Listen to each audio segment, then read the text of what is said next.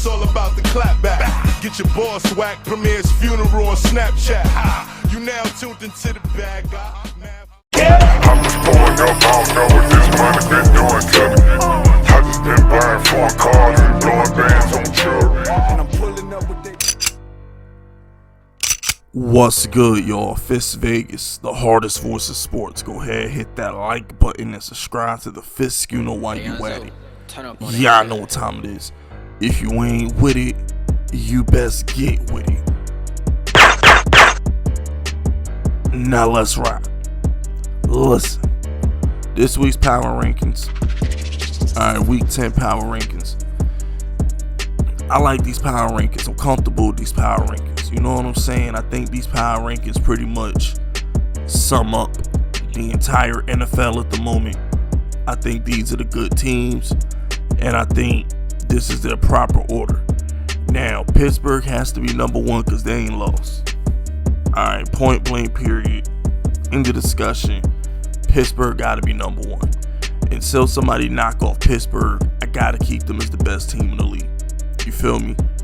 I mean, this shouldn't even be nothing to contest with that. So I know my Saints fans, Kansas City fans, y'all teams might be better, but y'all got losses. You feel me? Pittsburgh ain't took no losses yet. So we're gonna leave Pittsburgh there. They're 9-0. We're gonna leave Pittsburgh there. Now, the next best team, in my opinion, is the New Orleans Saints. The Saints swept the Tampa Bay Buccaneers. They beat the Bears in Chicago when they were still nice. You know what I'm saying? They've done all this without Michael Thomas. They've been missing Emmanuel Sanders because he got put on the COVID list. And the Saints have just been going through it on offense. Like, Drew Brees was having one of his, considering what Drew Brees has to work with, Drew Brees is having one of his better seasons, believe it or not. And Alvin Kamara should be an MVP candidate. The only reason why Alvin Kamara is not going to be an MVP candidate is because he's a running back. And you know, they don't show running backs love. You know, it's the quarterback award. It's like a running back can rush for 2,000 yards and 20 touchdowns, and he's still not going to win MVP over a quarterback. So there's no chance in hell Alvin Kamara is winning MVP. But they got to at least get my man Offensive Player of the Year. They at least got to do Kamara that. The Saints defense is still one of the best in the league when they're right. You know what I'm saying? The secondary is airtight.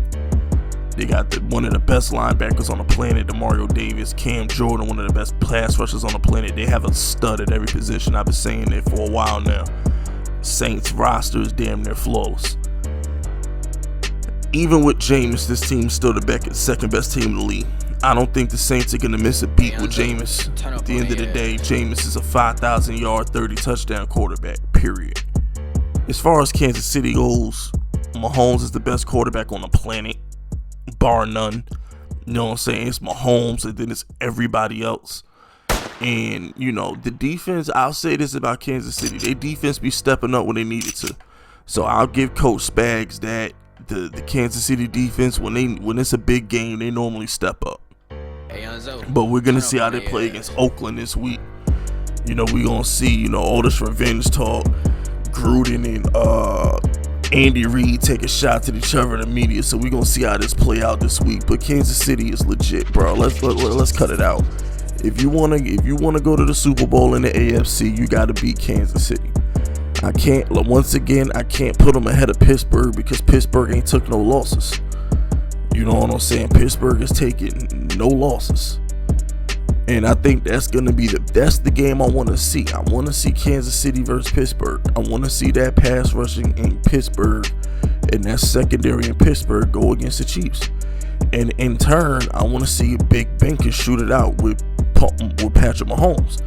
It's one thing to get owned by Tom Brady because he has Belichick. It's another thing to get blown out by Andy Reid. So we're gonna see Pittsburgh. We're gonna see. As far as Baltimore goes, man, listen. Y'all can talk all the crap y'all want about Baltimore. The offense is broke. You know what I'm saying? Lamar Jackson can't throw. Whoop. But bro, they don't lose. They're still 6-3. The sky is not falling. This ain't the end of the world. They're still a good team. They're still going to go to the playoffs. All right, whatever the Ravens lose, they lose to a great team. They don't lose to regular people. Losing to Mahomes ain't regular. Losing to Belichick and Cam Newton, who's an MVP, that's not regular. It's not like they out here taking losses to like randoms. You know what I'm saying? It's not like they out here losing to the Jaguars or the Cowboys or something like that. They, you know, when the Ravens, isn't Lamar Jackson like 25-3 besides his games versus Kansas City? So I mean, like, relax. They still got the best secondary in the league when they're healthy. They got all them fat defensive linemen and pass rushers when they're healthy.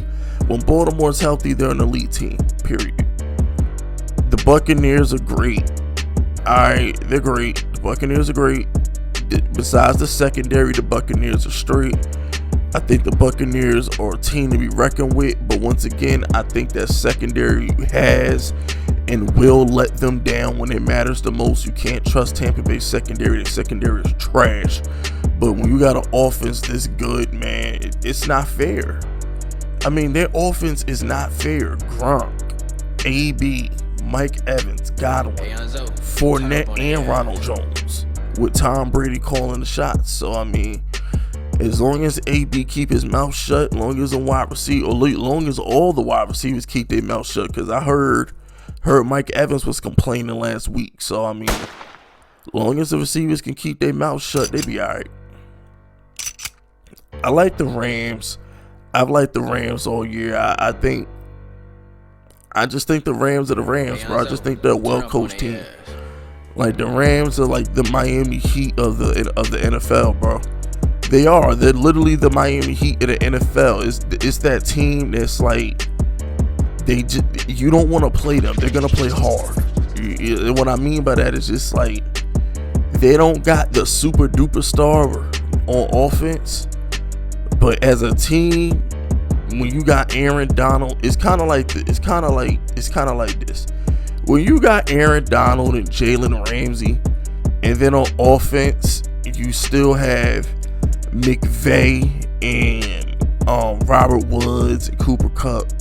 It really comes down to a situation where it's like, they're gonna do what they do. You know what I'm saying? They're gonna do what they do. They're well coached. They're gonna play hard, and hopefully they won't beat themselves. That's really what it comes down to with the Rams. Is hopefully they don't beat themselves, because Jared Goff is exposable.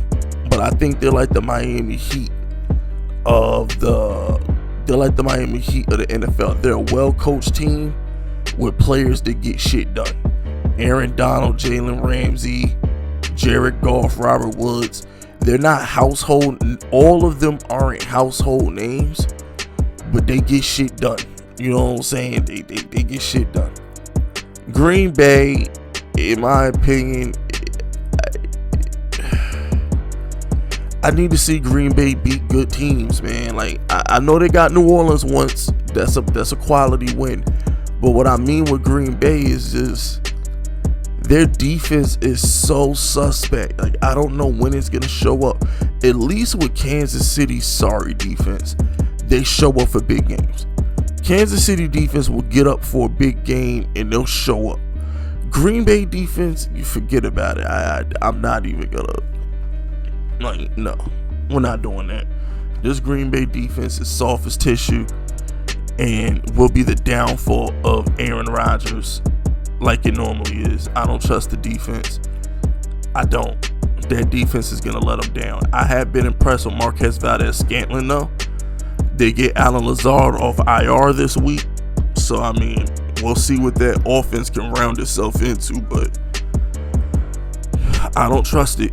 I've seen Aaron Rodgers flame out way too much. And like I said, you can't compare him to Peyton Manning, because Peyton Manning still went to 4 Super Bowls.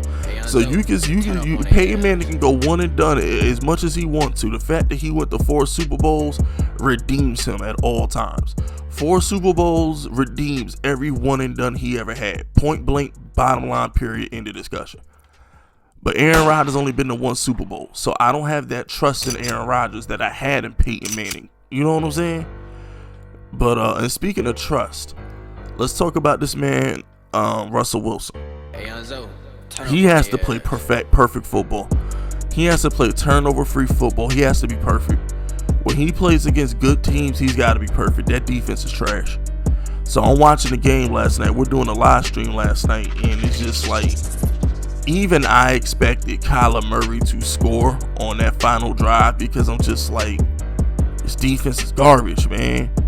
Like, I'm sitting back like, you can't keep kicking field goals, Russ. You got to score, man. This defense is garbage. But, you know, Kyler Murray ain't the most accurate quarterback. He fell on his face, and they ended up getting a win on Thursday Night Football. But I don't trust Seattle.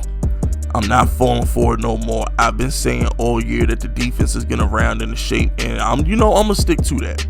But I gotta see it to believe it. I think this defense is gonna round itself into shape, but I gotta see it to believe it.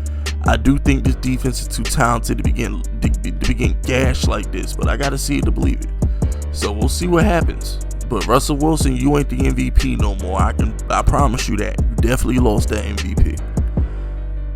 The Arizona Cardinals, they got to be in the top 10.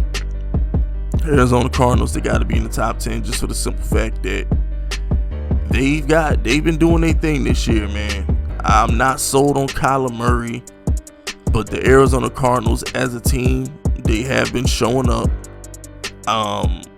It was either them or the Bills, and because they had the tiebreaker over the Bills, I put them in the top 10. You know what I'm saying? I was either going to put them or the Bills in my top 10, and I chose to go to Cardinals because lucky play or not, they beat them. I can't talk about the Cardinals but so much because it's gonna end up turning into a Kyler Murray rant because I still think this dude can't throw. I still think he can't throw, but you know, there we go. And you can SMD.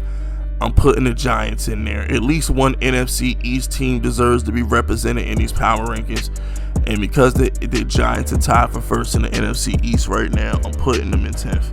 Y'all can SMD. Alright, the Giants deserve to have a team represented in these power rankings. Period. I got news for you. The winner of the NFC East is going to get a playoff spot. So, y'all can eat it. Whether it's the Giants or the Eagles, one of them will be in my power rankings every week going forward because at the end of the day, the NFC East is a Division 2. Okay, it's a Division 2. Just like the West, the North, the South, the NFC East is a real division. So somebody from the NFC East deserves to be represented, and I'm gonna go with the Giants. Joe Judge, in my opinion, is the coach of the year. If they win the division, Joe Judge is the coach of the year. Daniel Jones is playing lights out football. We got the best corner in the league in Bradbury, the best middle linebacker in the league in Blake Martinez. The Giants got some shit. So, you know, put some respect on it. But that's it, that's all. Subscribe to the unit if you rocking with me. My name is Fist Vegas, and I approve this message.